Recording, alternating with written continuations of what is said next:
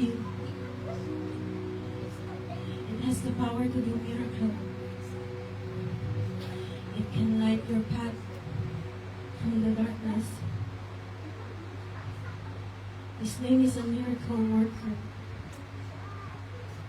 And He always keeps His promise. Hindi katulad ng tao, ng pangako, ay napapako. I'm just nothing.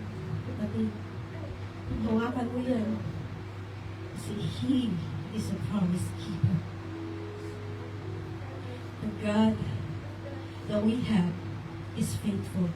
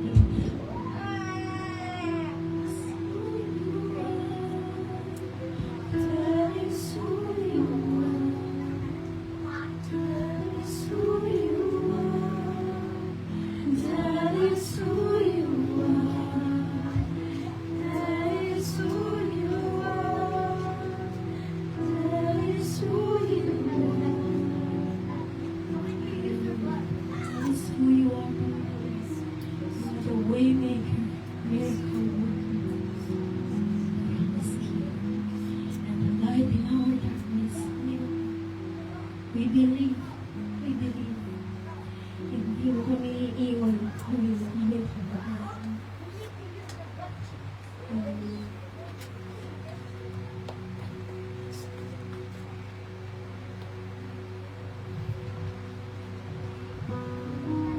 Ang mga awit na minsan mo lang naririnig pero tubig na tagon sa iyong puso. Winawit natin kanina. Alam natin. Napakilala sa atin. Ang si Jesus ang mga. Tulad din itong ating susunod na awitin. Pinapaalala sa atin na walang mahirap sa Kanya. Na walang imposible sa ating Panginoon. Ang hinihiling niya lang, maniwala tayo kapatid. Maniwala tayo at panghawakan ang mga pangakong inilatag niya sa kanyang salita. Ito na po ang huling awit. Umawit po tayo ng buong puso.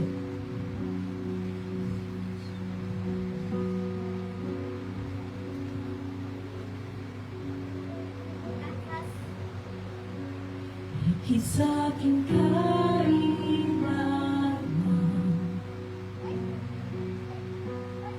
higit sa aking karanasan,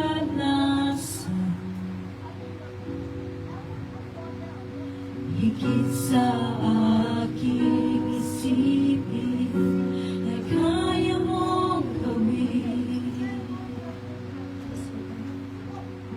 Higit sa aking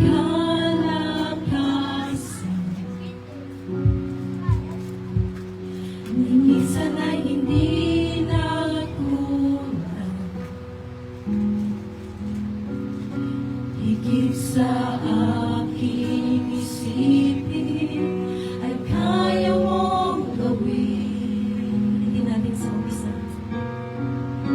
Higit sa aking kailangan, higit mo kapatid sa Panginoon.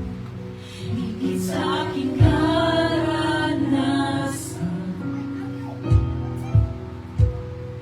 higit sa aking isipin, ay kaya mong gawin. Higit sa aking kalakasan,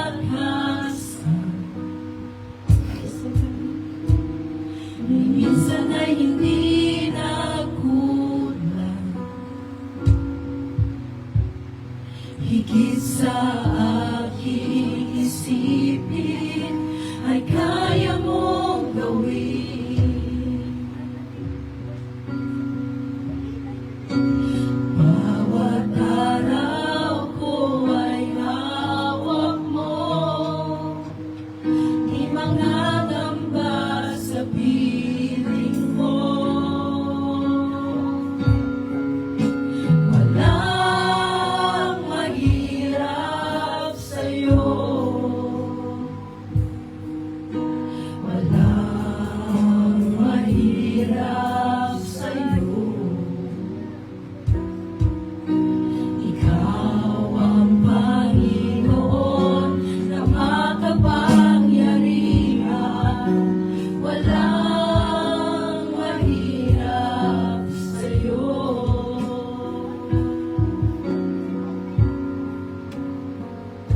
Higit sa aking kailangan, higit sa aking karanasan, higit sa aking isipin, ay kaya mong gawin. Higit sa aking kalakasan, minsan ay hindi nakulang, higit sa aking isipin, ay kaya mong gawin. Bawat araw po ay sa'yo, Panginoon. Bawat araw ko ay hawak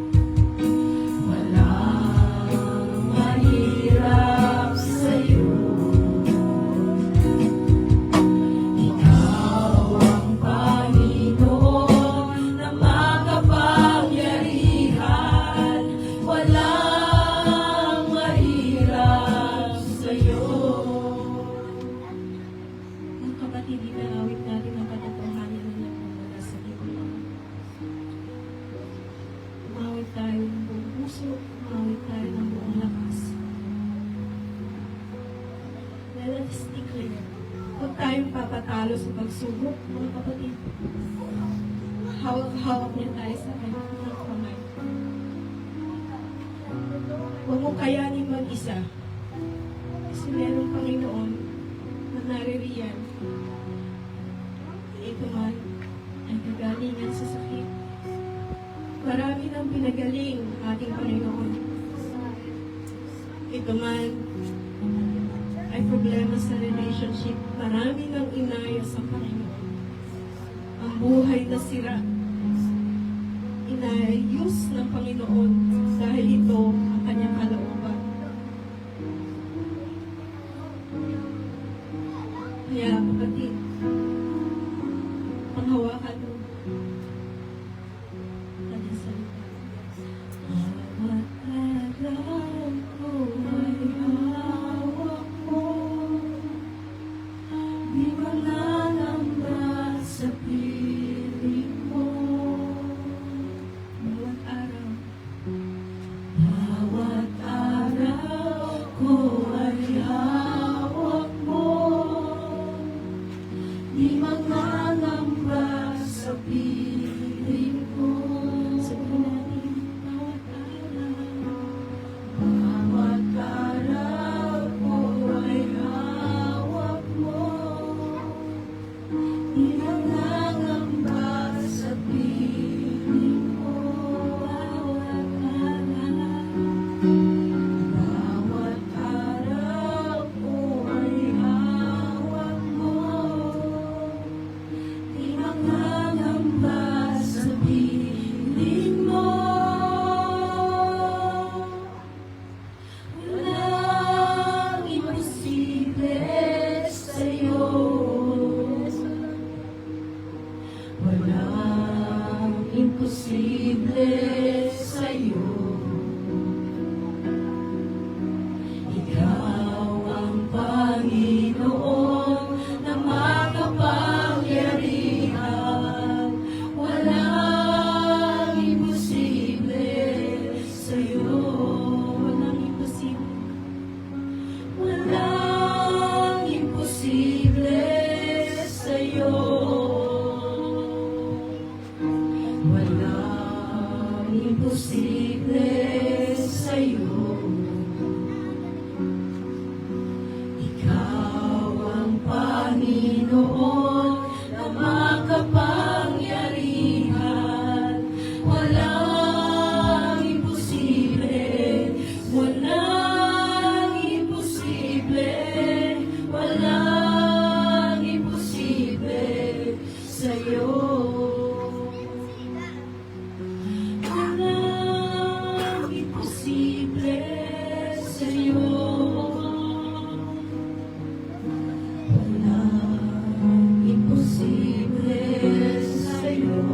Kasi matunay na naniniwala. Gawin mo ito ang Panginoon na makapangyarihan. Walang imposible sa'yo. For the last time, walang mahirap. Walang mahirap sa'yo. Kaya ko ito, Panginoon, basta andyan ka. Walang mahirap sa'yo. Ikaw ang Panginoon na makapangyarihan. Walang imposible.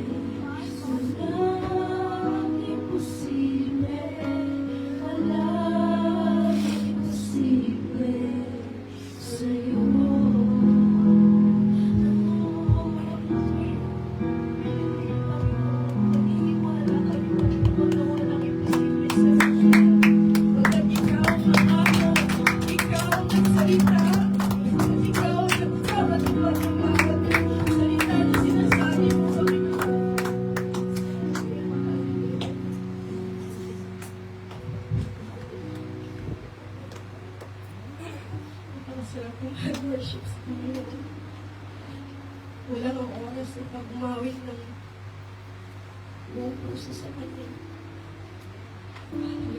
Sa mga ito, of course, we will still continue by greeting one another with the love of the Lord. Nakakasarap po na meron tayong ganitong gawain. Sabihin mo sa katabi mo, bless na bless akong makita.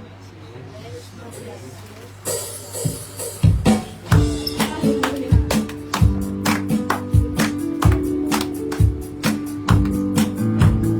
Bless na bless akong makita ka.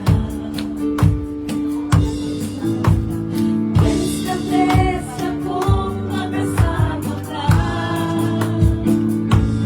Kay Jesus ay sumasamba, nananalig sa kanyang salita. At kasama kang naglilingkod sa kanya. Tuwang-tuwa ako't pinagpala ka. Tuwang-tuwa ako't magaling ka na. Kaya salamat Ama, dirinig ko panalangin niya. Kami magpupuri ng sama-sama. Bless na bless, bless na bless kami. Sama-samang nagpupuri. Salamat mo sa aking kapatid. Salamat mo sa aming pastor. Salamat mo sa inyong lingkod. Nakasama ko, naglilingkod. Nakasama ko, naglilingkod. Nakasama ko, naglilingkod. Kita niyo, meron ng bagong heart na gusto maglingkod, oh. Praise the Lord. Dito na siya, baka daw kasi makalimutan ko. WBC mission muna bago si Pastor. I subscribe to I read this. Oh, and subscribe daw po, mga online viewers, please subscribe. Huwag lang kayo manood. I-like and share nyo din daw po.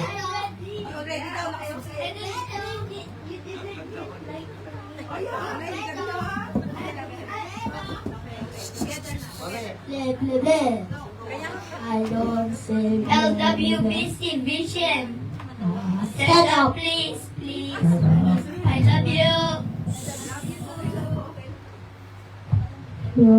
Strong, faithful, committed, followers of Jesus Christ, passionate in sharing the gospel, becoming a role model to family, society, and the rest of the world. Oh, praise the glory of God. Amen. I love you, like God. and subscribe because NWBC don't have. Yeah, because they have subscribers, like 60 subscribers. Kukunti daw, nakukuntian sila, kaya mag-subscribe na kayo. Sige po, tatawagin ko na po ang ating mahal na pastor at he will share the word of God. Maupo na po tayo and be ready with our Bibles and our notes. Amen. Praise the Lord. Batiin mo nga ang katabi mo. Sabi mo, I love you with the love of the Lord. I miss you so much. Ilang araw din tayo hindi nakita. Every time we are here in the house of the Lord, ay huwag natin kalimutan na isa-isahin po natin ipadama yung ating pagkamis sa bawat isa. At yesterday, we are privileged na makasama po ng family po ng Harris family.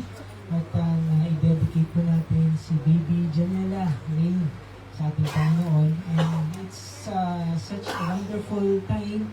Kasi nga po, every time talaga na may baby at bibigay natin kay Lord, it reminds us na tayo po ay binigyan ng buhay ng Panginoon. Amen?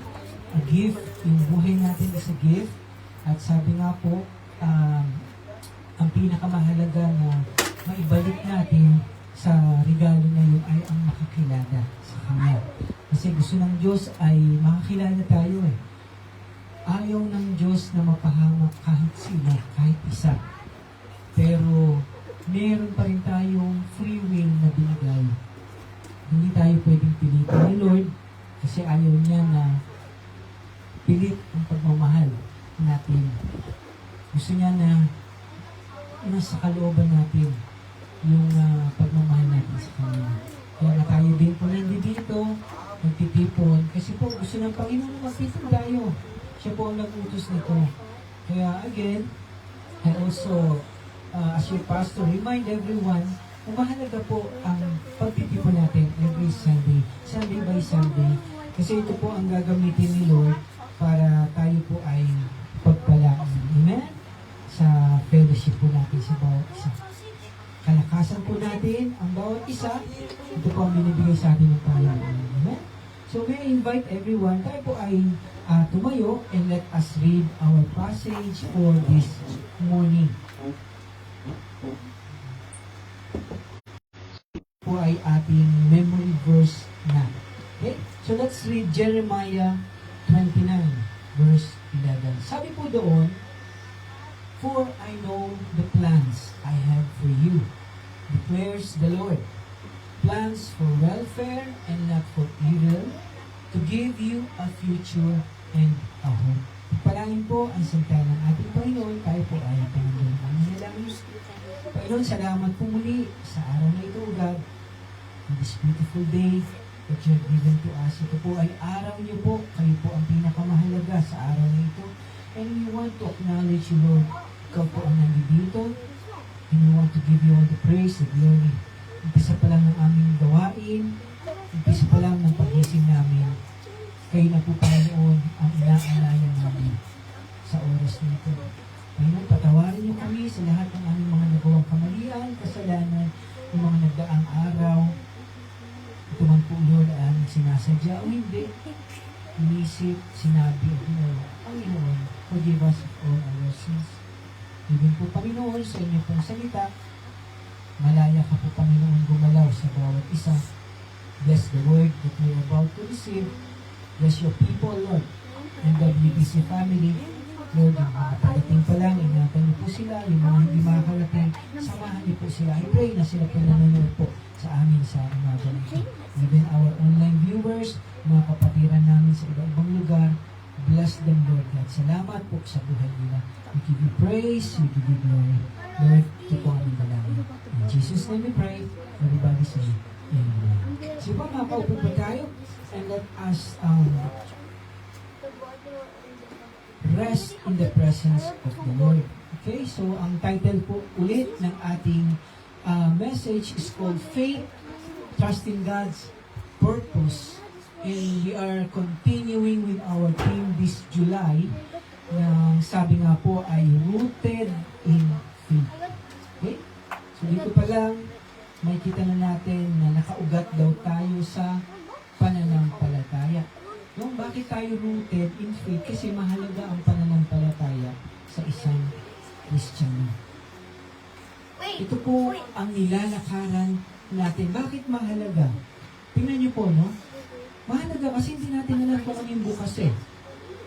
Sino po dito yung nakakaalam kung ano yung bukas? Kung ano yung mangyayari bukas, wala po sa atin dito ang nakakaalam kung ano ang mangyayari bukas. Ayun po ba? And then in our life, tingnan niyo po ito, di po ba? Sa buhay natin, we will have ups and downs. Sino rito yung laging down lang? Sino rito yung laging up lang? Hindi po. Ang buhay po natin, sabi nga po, kaya mahalaga ang pananampalataya, we will have ups and downs in our lives. Hindi natin malalaman kung ano daw po yung mangyayari bukas. Kaya nga, yung faith natin ngayon, ito yung tumutulak sa atin. Tumutulak sa atin to believe na mayroong Diyos ka sa buhay mo. Okay? Ito po yung nagsasabi sa atin na we have the Lord, kaya nga, we can trust the Lord. Tumutulak sa atin na magtiwala tayo. Na hindi tayo naging isa sa buhay. Na alam ng Diyos ang nangyayari sa buhay natin, yung pinagdadaanan natin. Na alam din natin, kaya tayo nagtitiwala sa Kanya, andyan parati ang Diyos sa atin. Kaya hindi tayo pinababayaan eh. And it takes faith to believe. Naniniwala ka ba na hindi ka pababayaan ng Diyos? Nasa sa atin po yun kung maniniwala tayo. Even though napakadaming parang pagsubok, problema na hinaharap natin, pero alam po natin, no matter how strong or rooted daw po tayo, how strong our belief, we will always want to say na tomorrow will always be okay. Yun yung gusto natin na kahit na ang bigat na ng mga nangyayari sa'yo, lagi mong sinasabi, darating din yung time. Tomorrow will be fine. Tomorrow will be okay. Matatapos din yung pinagdadaanan ko. Sabihin nyo nga po, matatapos din yan, kapatid. Sabihin mo sa katabi mo, matatapos din yan. Yung trabaho nga natin sa ating mga amo, natatapos din, di ba? Kahit na talagang ang daming binibigay sa atin. Na para bang ang akala nila hindi tayo marunong mapagod. Ito minsan ganun eh. Kaya nga, one day I pray, Lord, I pray, maranasan din ang mga Chinese na sila rin ang employee, mga pumasok. Hindi naman imposible yun eh. Kasi dati ganun din po sila. Namamasukan din po sila way back then. Mga, OCW din sila. Overseas Chinese worker. Pero tayo po, alam natin, sabi nga po, we have this faith na everything will be okay. Kaya ito po yung gustong ibigay sa atin ng Diyos. Nasabi po ng ating passage, God wants to give us hope and a future. Na may plano daw po ang Diyos para sa atin. Kaya nga gusto niya na magtiwala ka sa Kanya. God wants you to trust Him. God wants us na magtiwala tayo sa Kanya. Kasi kapag inisip po natin yung salitang trust, hindi po ito basta-basta na ibibigay. Tama? Nang hindi mo talaga kilala yung pinagbibigyan mo ng tiwala. Subukan niyo po. Kahit kilala niyo pa lang sa isang tao, pwede niya sabihin sa'yo, basta mag-trust ka sa akin, ibabalik ko din ito sa katapusan. Diba, hindi mo agad may bibigay yung trust mo kasi hindi mo pa siya kilala eh. Tama po ba, makakamit mo lang? Diba ba? Pwede ba, ganun? Di po ba nararanasan natin? So, ang ibig sabihin, hindi ito nangyayari overnight. Lalo na po kapag hindi pa natin kilala yung pinagkakatiwalaan natin. Kaya nga, gusto ng Diyos na magpakilala sa iyo eh. Ito po ang gusto ng Diyos. But the question, babalik niya ito sa iyo. Gusto mo bang kilalanin siya? Kasi ang Diyos gusto po magpakilala sa atin, but the question, do you want to know Him? Ito po ang tanong sa atin ng Panginoon. Kasi if you don't want to know Him, how can you trust Him? Ayaw mo naman kilalanin ang Diyos. Eh bakit pagkakatiwalaan mo pa siya? Kasi katulad po ng ating passage, tingnan niyo po, yung background po nito, marami po kasi, hindi nila nakukuha yung context. They make a mistake dito po sa passage na to na para bang sabi ng Panginoon, ito, I know the plans I have for you. Ito lagi ang gusto sa akin ng Panginoon. Pero ang background po ng passage na ito, actually, hindi yung lahat ay bibigay agad-agad sa iyo ng Panginoon. Hindi agad ay lahat ay maganda, masaya. The background of this passage, sinasabi lang po ng ating Panginoon sa bansang Israelita kasi sila ay matigas ang ulo. Sumuway po sila. Kaya nung sinabi ng Panginoon ito, they are experiencing hardship. They are exiled. Wala sila sa sarili nilang bansa. At sabi po ng Panginoon, may pangako ako sa inyo, after 70 years, babalik na kayo sa inyong lugar. Nasa Babylon po sila, the tribe.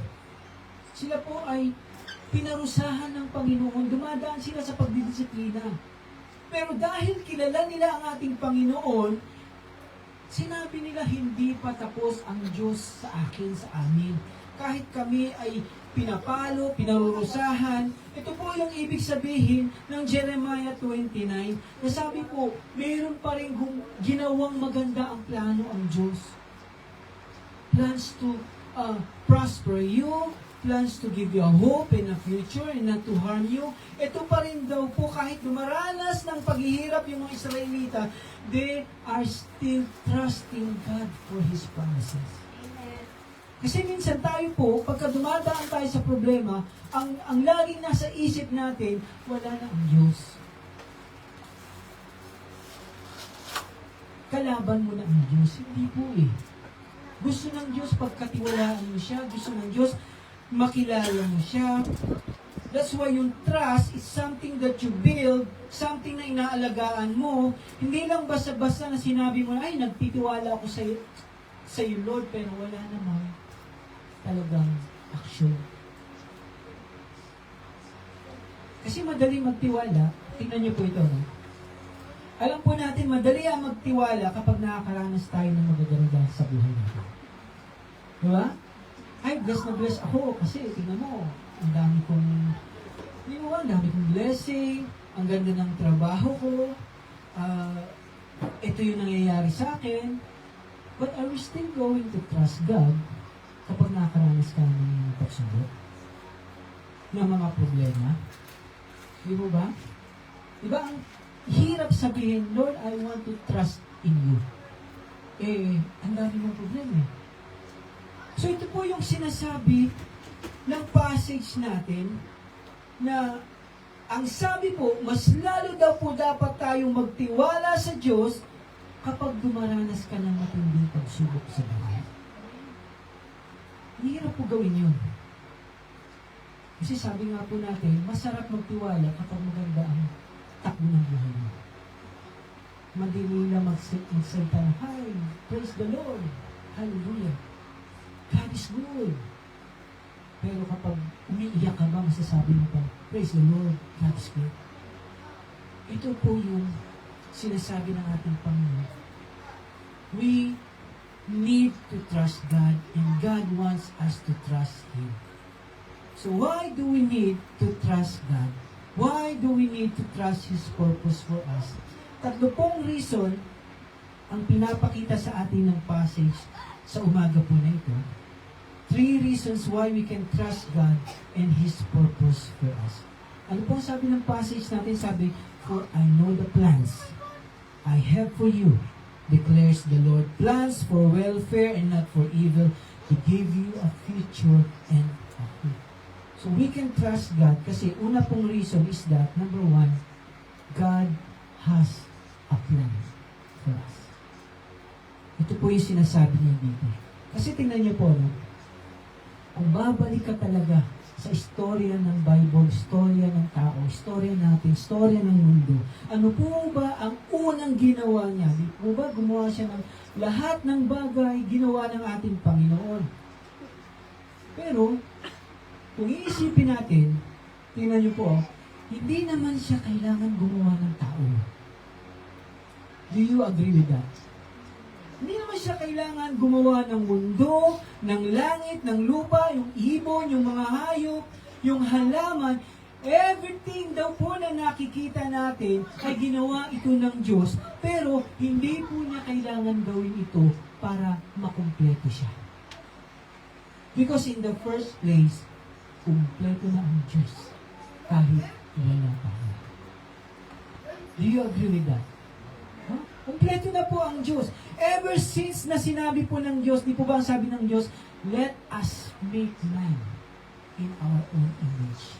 So, ibig sabihin yung let us, dun pa lang makikita na natin, sino yung kausap ng Diyos? Iisa ang Diyos, pero bakit sinabing let us? Ibig sabihin, the Father, the Son, and the Holy Spirit. Umpisa pa lang, kumpleto na sila. Hindi na nila kailangan ang mga bagay para sila ay makumpleto. So, ever since daw po, the Father, the Son, and the Holy Ghost, umpisa pa lang, kumpleto na sila. God doesn't need anything. But the beauty of God, tingnan niyo po, no? The beauty of God is that He gives us everything. Para sa atin. Ginawa ng Diyos, He created everything. Di po ba sabi niya, everything na ginawa niya is good para daw sa ikabubuti natin itong lahat. Tayo po yung recipient ng kabutihan ng Diyos. Kaya nga, umpisa pa lang, napakaganda ng plano ng Diyos sa atin. Ano po sabi sa Ecclesiastes chapter 3 verse 11? Sabi po doon, He has made everything. Tingnan niyo ito, no?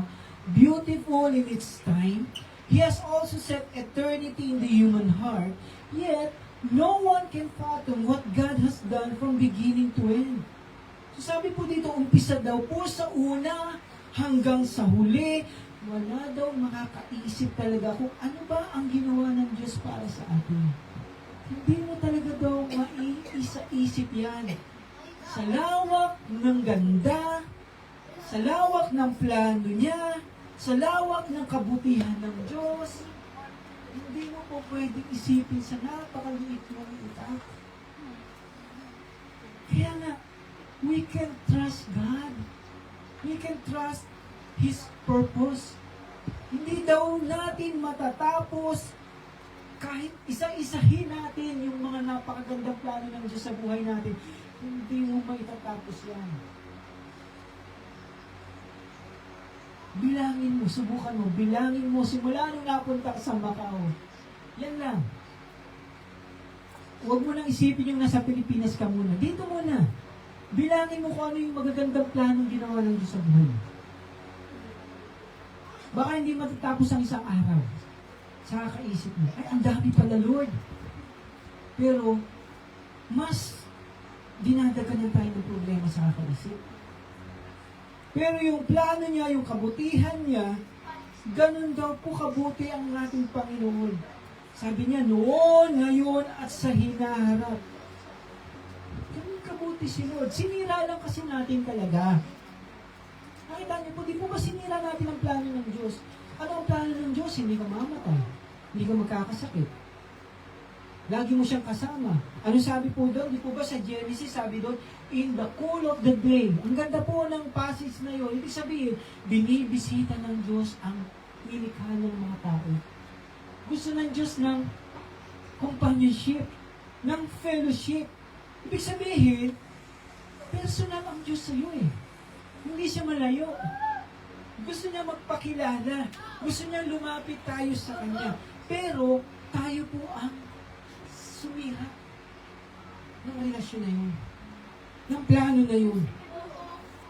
Pero, hindi pa rin tayo pinabayaan ng Diyos.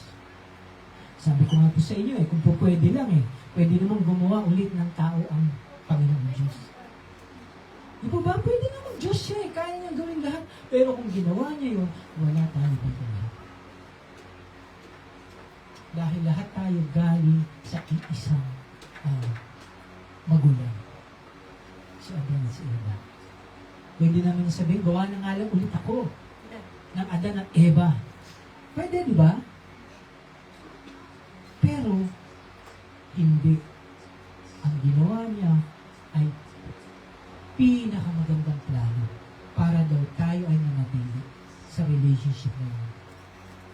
Inalay niya ang pinaka-isa-isa, pinakamahal niyang anak, pinakabugtong niyang anak, para yung kasalanan ko, kasalanan mo na hindi natin kayang bayaran, siya po ang umako, siya ang bayad, siya yung binayubay, siya yung dinuraan, siya yung sinaktan, siya yung sinigawan, siya yung pinako, siya yung namatay.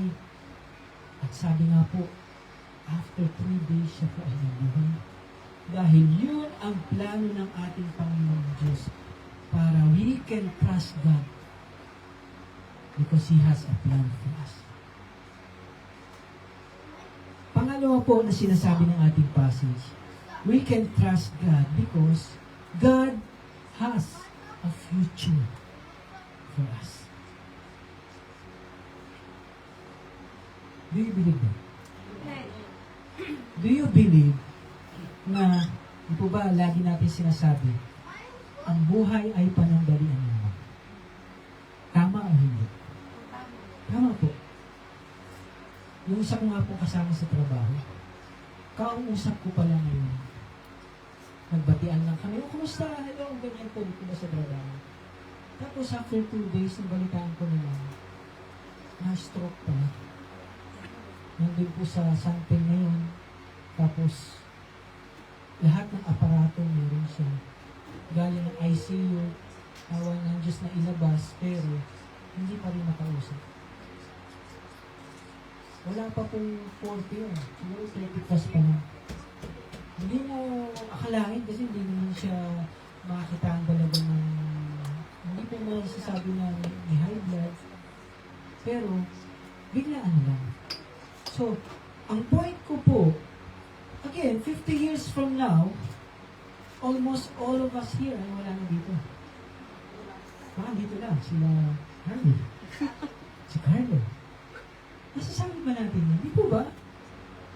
Ibig sabihin, ganun kabilis yung buhay ng tao. In fact, ang sabi po sa Bible, ang average years lang daw ng buhay ng isang tao ay 70 years. Ito ang nakasulat sa Bible. Tingnan niyo po sa Psalm 90 verse 10. Sabi po sa Psalm 90 verse 10, 70 years are given to us. Okay? Some even live to 80. Baga, bonus na nga daw, sabi, kapag nakarating ka ng 80. Kaya nga kapag nakalagpas ka ng 70, Lord, bonus to. Ito yung sabi sa Bible eh. But, tingnan niyo po, even the best years, tingnan niyo ang buhay ng tao, even the best years are filled with pain and trouble, which is totoo. Di ba ba? Kadalasan ng tao, kahit na napakatanda na nila, punong-puno ng paghihirap ang buhay nila. Nabuhay na sila ng mahirap, ng trouble, tapos sabi dito, soon they disappear and we fly away. Napakaganda na sabi ng Bible eh. Kaya nga, di ba sabi natin, tatanda at lilipas din tayo. Ito po yung point dito. Kaya nga, are you going to put your trust in God na meron siyang inihandang future sa iyo? Kasi kahit sabihin mo, let's say yes, yes. Di po ba sabi natin, even you have the whole world. Ang sarap ng buhay mo dito. Lahat nasa sa iyo na. Ikaw na ang isa sa 1% na sinasabi ay 1% of the population of the world. Ikaw yun. Na wala kang iniintindi sa pera, wala kang iniintindi sa buhay mo. Kasi lahat nasa sa iyo. Pero again, sabi nga, what is 50 years? What is 70 years? Or even 100 years? Kung for all eternity ay nasa dagat-dagatang apoy ka naman. Kasi nga, hindi mo kinuha yung plano ng Diyos sa iyo. Ano yung plano ng Diyos? You have a future. Diba ba?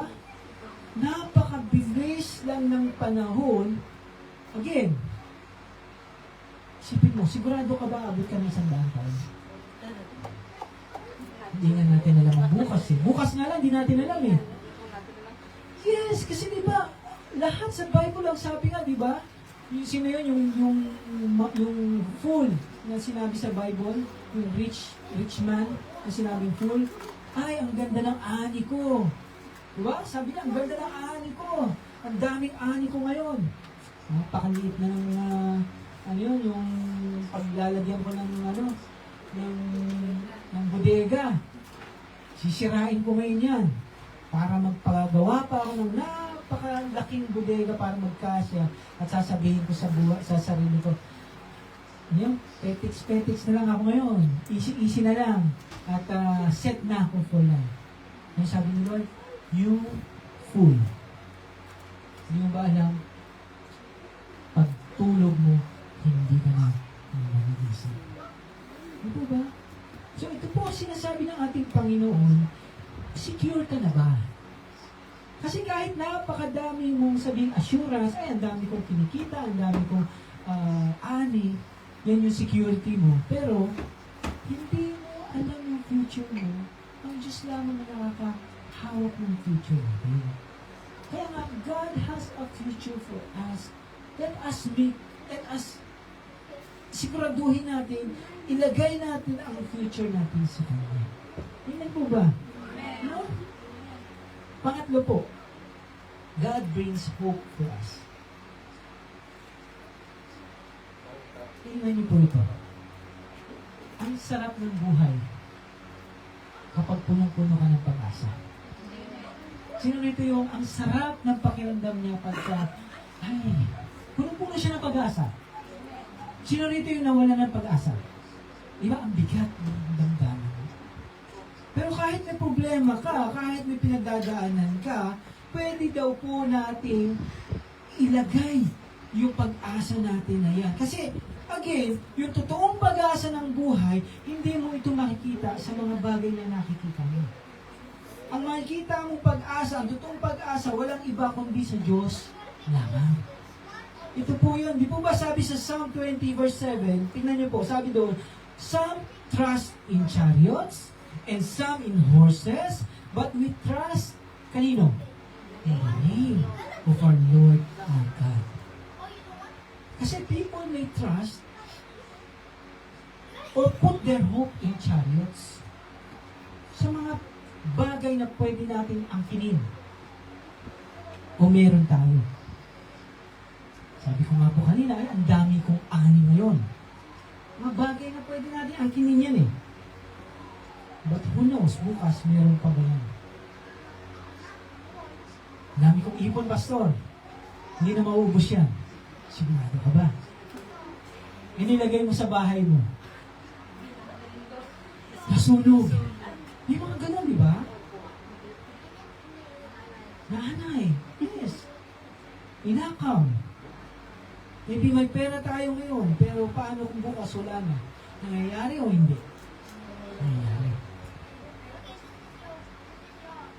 Maganda trabaho mo ngayon, nakabukas wala.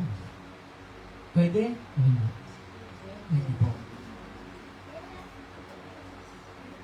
And then, maybe you trust in horses. Ano po ba yung horses? Di po ba ang horses, it symbolizes strength. Pwede daw pong malakas tayo ngayon. Sigurado ka ba bukas, malakas ka pa rin.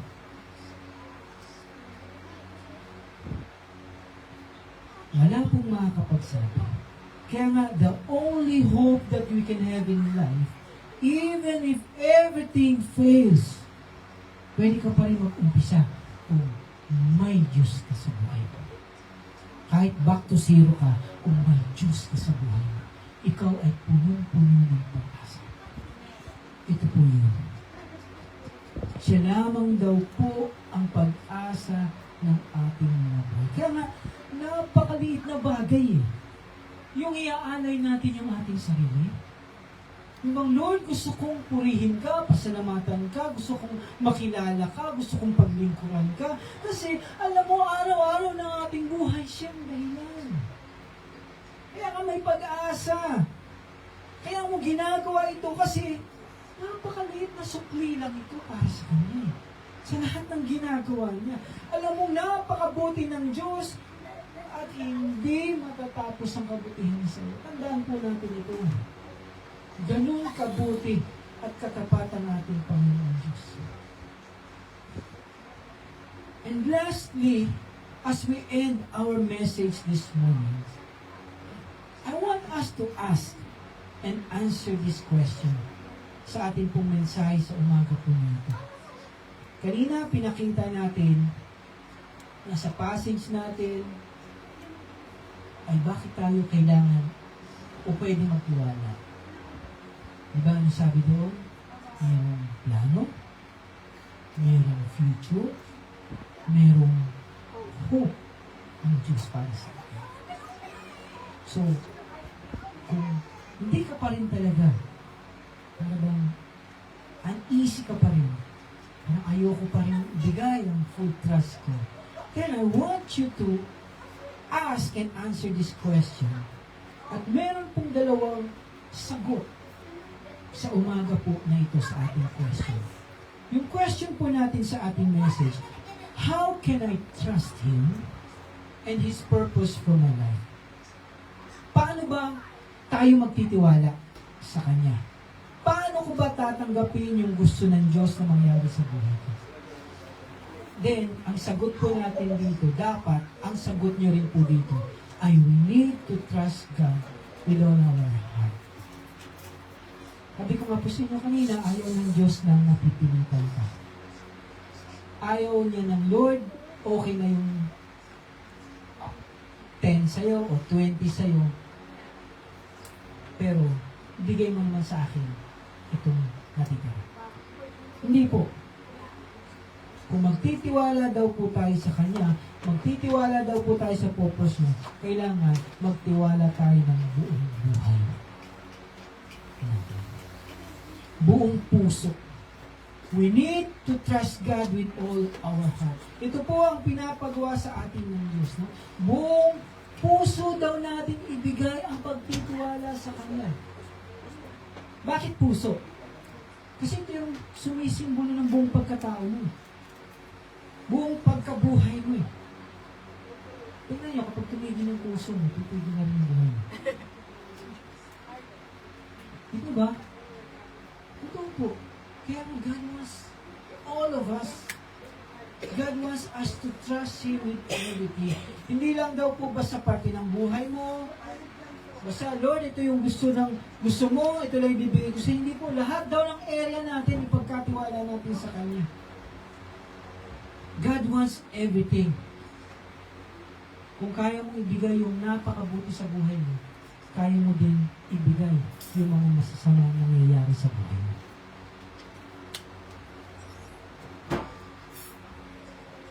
Kapag may masamang nangyayari sa atin, ibigay daw natin ito sa Diyos. Nasabi mo na ba kay Lord, Lord, pakialaman mo ang buhay ko. Kung di mo pa nasasabi yan, sabihin mo sa Kanya, Lord, hindi ko po kaya ito eh. Lord, hirap na ako sa kakaisip. Lord, hirap na ako sa kakabuhat mag-isa. Kaya pwede mo sabihin sa Kanya, Lord, I want to give this to you. And God is more than willing. Papakialaman daw po niya ang buhay natin. That's why we need to trust God with everything we have. Pangalawa pong sagot sa ating tanong, how can I trust Him in His purpose for my life? We need to trust God even if we don't understand why things are happening in our life. Ito po mahirap eh. Pero sabi ng Panginoon, kahit hindi mo naiintindihan yung mga nangyayari sa paligid mo, sa buhay mo, na para bang lahat ng tao sinasabi sa iyo na iniwanan ka ng Diyos, kailangan magtiwala ka pa sa Diyos. Andun po, nadadaigin tayo ng takot, kasi ang defense mechanism ng tao is gusto natin i-control tayo. Diba? Kaya nga, gusto natin lahat may solusyon agad-agad eh. Pero darating tayo sa point in our life na kino-question mo na yung sarili mo, and many times, yes, you will question even God. Lord, bakit nangyayari sa akin ito? Then you will question your trust kasi nakikita mo ang hirap ng sitwasyon at wala tayong sagot sa mga dumarating na problema sa buhay natin. Pero ang sabi ulit sa verse na ating pinag-aaralan, may magandang plano sa iyo ang Diyos, may magandang hinaharap na naghihintay daw sa atin at tayo daw po ay bibigyan ng pag-asa sa ating buhay. Kaya nga, even when everything seems para bang hindi mo na kaya, out of your control, God said, still trust. Kaya nga, ang challenge po ng mensahe natin sa umaga po nito ay kung maipagkakatiwala ba natin lahat ng bagay sa ating Panginoon Diyos. O mas magtitiwala tayo sa kakayahan natin, sa lakas natin, o kung sino pwede natin lapitan Minsan ganun tayo eh. Last resort na lang si Lord. Na dapat siya yung muna, malapitan natin. Kanino po ba tayo lalapit kapag nagigipit tayo? Kanino tayo magtitiwala? I pray that this simple message that we have this morning will give us hope in all things. May sakit ka, di ba sabi ng worship leader natin, may sakit ka, lahat tayo magkakasakit one time in our life eh. Sabi nga daw po, nung narinig kong doktor, hindi natin alam kung ano yung magiging sakit natin. Kung pwedeng, ikaw, ito yung sakit mo, ikaw, cancer. Hindi natin alam eh. Di po ba? Kasi broken yung body natin. Ito yung resulta ng kasalanan. Ito yung ginawa ng ninuno natin na naipasa sa atin. Kaya nga daw tayo ay mamamatay lahat. Pero dahil ikaw ay nakakilala na, hindi ka na mamamatay spiritually din. Buhay ka na ngayon. Eternity na ang pangako ng Diyos sa atin. New body. Masaya ba tayo doon? Diba? Kaya nga sarap makakilala eh. Kasi hindi dito habang nandito lang ang buhay natin eh. Yung iba ang isip lang nila, dito lang, panandalian lang. Ito lang yung future nila, ito lang. Pero tayo hindi. Kasi alam natin, after this, absent from the body is present in the Lord. Pag wala na daw tayo rito, nasa harapan na tayo ng Panginoon. Ngayon, kung hindi ka mawala dito at naabutan mo yung rapture, edi, salamat. In the twinkle of the eye, nandun na tayo. Kasama na niya sa himpapawid. Uwian na. Ang sabi doon ng ating Panginoon. Well done, my good and faithful servant. Okay? Kaya nga, ano daw kung hirap ang maranasan natin sa ating buhay, magtiwala lang tayo sa ating Panginoon. Hindi niya tayo pababayaan. Okay? Anumang trials yung dumating, God will be in control. Huwag niyong hayaan na itong Sunday ka lang masaya. Monday hanggang Saturday, malungkot ka. Balitan naman natin. Pwede naman maging malungkot, pero isang araw lang. Diba? Kung talagang gusto maging malungkot, isang araw lang. Hindi mo pwede na Sunday lang, ay nakarinig ako ng uplifting message ni Lord. Hindi dapat ganun eh. Araw-araw, meron kang kasakasamang Diyos. Diba? You are the temple of the Holy Spirit. Ibig sabihin ng templo, may bahay ang Diyos. Don't you know that you're the temple of the Holy Spirit and greater is He that is in you than He that is in the world.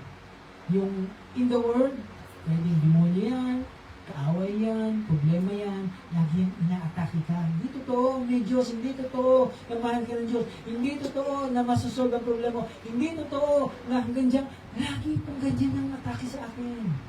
Pero tayo, sabi dito, teka. I know the plans I have for you, declares the Lord. Plans to prosper you, plans not to harm you, give you hope and a future. Diba? Ito ang Diyos natin. Madalas, yung difficulties again, tandaan natin, even if we have problems, madalas ito yung ginagamit ng Diyos para tayo palapitin sa Kanya. Para tayo maging matibay. Diba, sabi nga ng Romans 8:28, and we know that for those who love God, all things work together for good. For those who are called according to His purpose. Ano yung all things? Kasama dyan yung problema.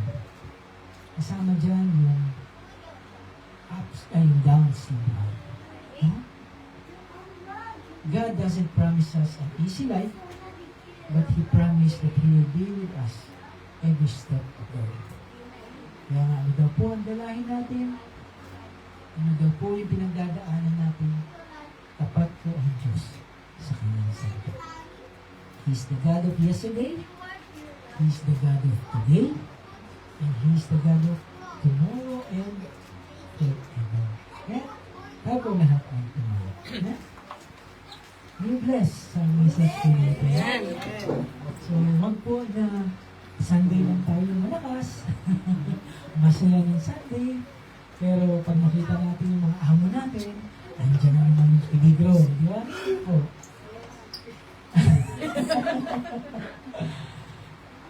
Kasama natin si Lord. Eh? Kahit may problema, iyak ko sa Kanya. Lord, bahala ka na po. Basta ako, I will choose you. Kasi ako, kasi kahit na umiiyak ako, hindi mo ako pinababayaan. Ganyan po ka, buti ang Diyos natin. At yung mga anak natin, minsan, nalulungkot tayo. Pero, hindi naman natin din sila pwedeng pilitin na mahalin tayo ng katulad ng pagmamahal natin sa kanila. Sometimes, minsan ganun po, di po ba? Sino rin po yung magulang na na-disappoint na sa kanilang mga anak? Di ba? O para bang gusto mong turuan sila ng maayos, na maganda, pero sa bandang huli, parang ikaw pa yung masama. Pero, hindi mo naman po pwedeng itigil ang pagmamahal mo sa kanila. Ang pwede mo lang isukli ay mahalin pa sila at ipanalangin sila sa Diyos. Amen? Kasi kung mahal mo ang anak mo, eh, mas lalo mahal ang Diyos. Amen? Kaya let's just pray. God is good. Ito po ito. Pray natin yung mga kasama natin na naghahanap ng work. Sabi ko nga po sa inyo, tayo din yung naghahanap din tayo ng work. At may mga tao din na ginamit ang Lord para tayo ay tumulong. Baka tayo din ay makatulong sa kanila. Eh? Yung mga kapatiran tayo dito na, siyempre, alam naman natin, diba? Kaya kung pumunta ng Macau, nakipagsapalaran tayo, pero we have faith. Ang bawang natin ay panalangin. Okay? Let's pray na nakikita din po sila. At mas maganda ngayon, hindi na sila uwi. Makakasama natin sila dito. Okay? Sige po, let us pray. Panginoon, salamat muli sa araw na ito, God. Because ikaw ang nandito, kaya we are so thankful dahil sinamahan niyo po kami, Panginoon. Hindi niyo po kami iniiwan, hindi niyo po kami pinababayaan. Kahit naman problema ang nakikita namin sa pamilya namin, sa buhay namin, sa trabaho, Panginoon, wala pong mas lalaki pa kundi ang aming Diyos na buhay na kaya lahat-lahat ng bagay. Na meron kang plano, meron po kami ng future, meron po kami hope. Thank you, Lord, for your goodness in our lives. And Lord, I pray, Lord, that you continue to guide your people. Bless each one of us, okay? Even po ang family, Lord, namin na nire-represent bawat isa dito, Lord. Nandito man po sila, kasama mo namin dito sa Macau, o na nasa Pilipinas, o kahit sa ibang lugar. Even po ang mga pamilya sa Mongolia, we give them to you, Lord. Bless them, ikaw na po lahat. Pamilya namin, Lord, sa Amerika, o kahit sa ang lugar, Panginoon. Ikaw po ang mamuna, Lord, sa kanila. And Lord, we pray for our country. Heal our land. Bless, Lord, our leaders, our people, the OFW people, O God. Huwag niyo po kami pababayaan. And I pray na hindi po lagi naalis kami sa aming bansa. At babalik kami ay mga talunan pa. Huwag po Panginoon. I pray, Lord, na sa mga susunod po na generasyon ay makaranas po, Panginoon, ang aming mga kababayan na maunlad na Pilipinas. Walang imposible sa inyo, Panginoon. Wala po imposible. Kayo po magpala sa aming bansa, sa aming mga kababayan ito. Salamat, Panginoon. We give you praise, we honor you. We humble ourselves to you. Ito po ang nangyayangin, Lord. In Jesus' name. Everybody say, Amen. God bless. Maraming po.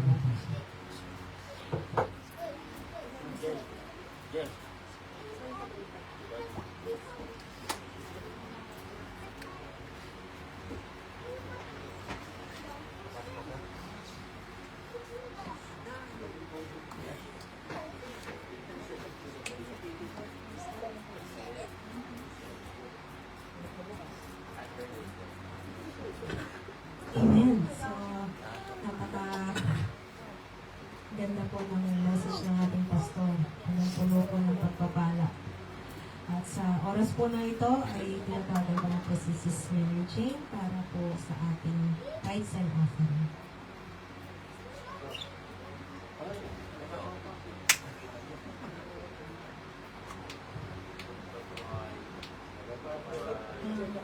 Good afternoon.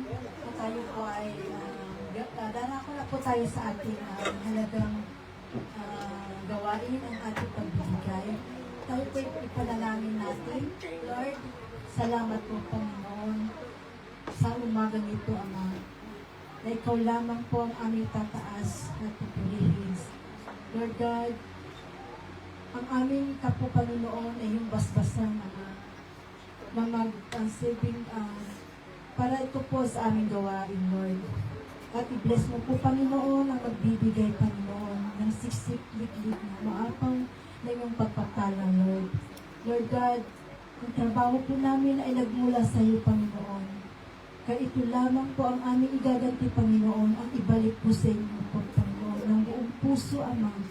Lord God, gamitin namin ito sa ikakalago ng aming iglesia, Lord God. At ganun din po, Ama, basbasan mo po ang umahawak ng aming kapo, Panginoon, na siya pong iyong gabayan, Panginoon. Lord God, salamat po sa mga biyaya, Panginoon. Ikaw lamang, Ama, ang aming tataas, pupurihin at sasambahin sa ngalan ng Jesus. Amen. Tayo po malayong magbigay.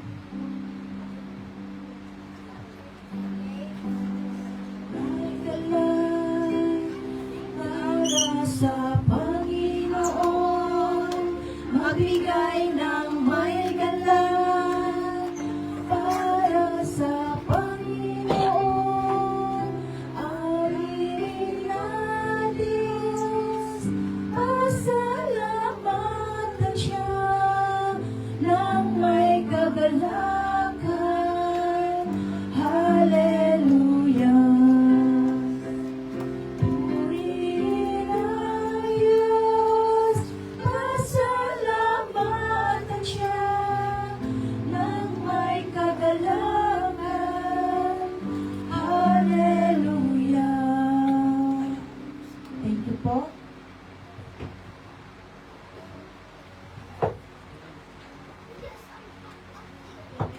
Short announcements lang po.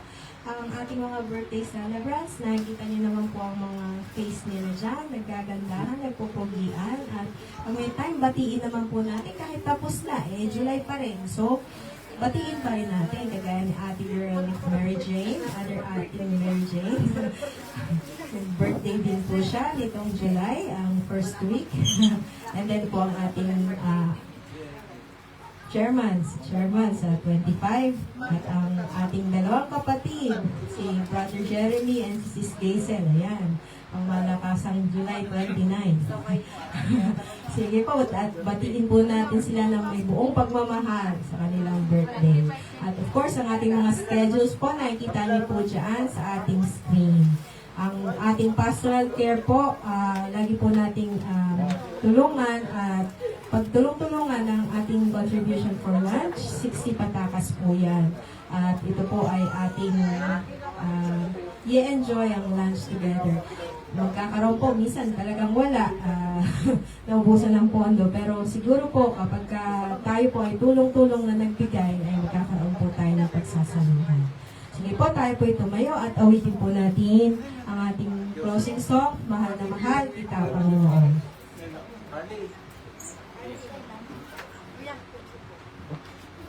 Harley, ate yun. Harley will play.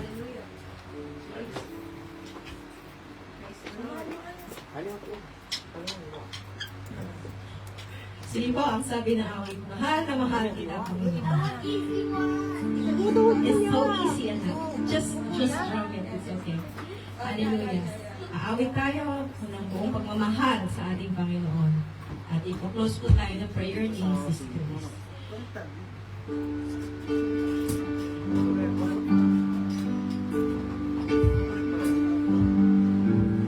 Mahal na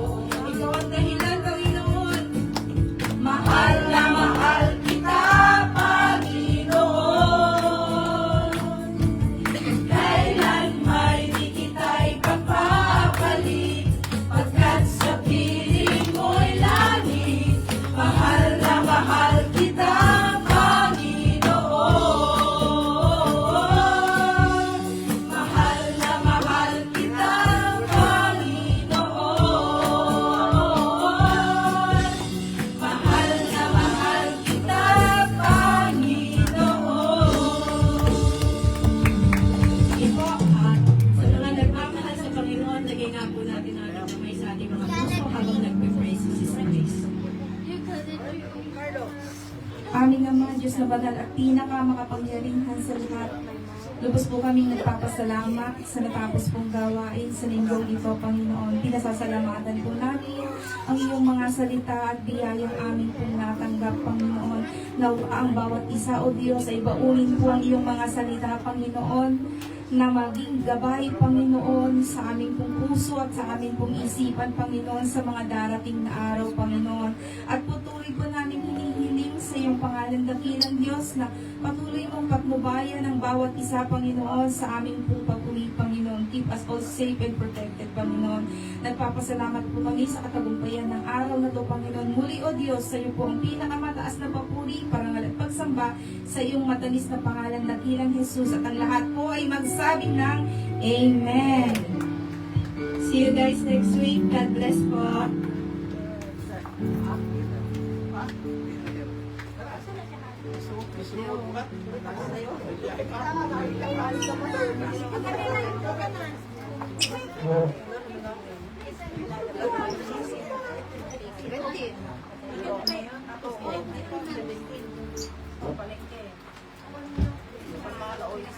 Yes.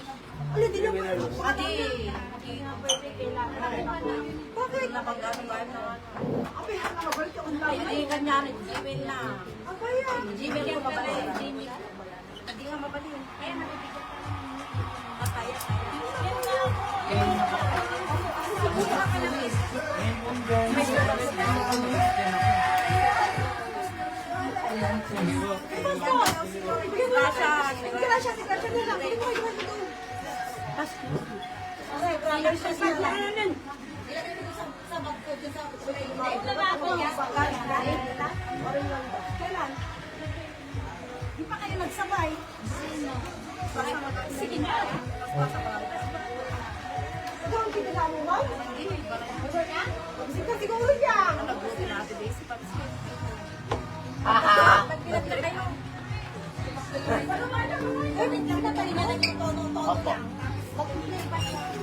Labag ito umiyak na naman siya. Okay na yung play na. I-play mo kasi na ito. May open it. O, hamon na. Sige na. Mag-drum ka na. Meron na. Akala ko si Dario umiyak. Akala ko na siya. Medyo ba dito? Hindi ka mga Dario? Ay, dili ko na. Ay, mo na naman. Nakaluto siguro. Paalam ka na. Paris mo ngayon. Sorry.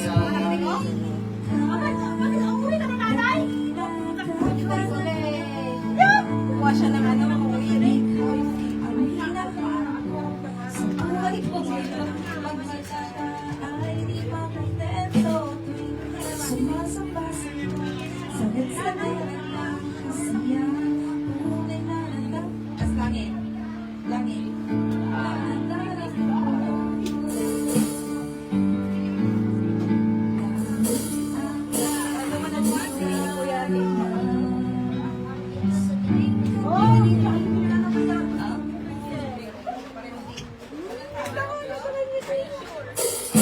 Tapos linggo, kailangan may pagkasala pa kayo.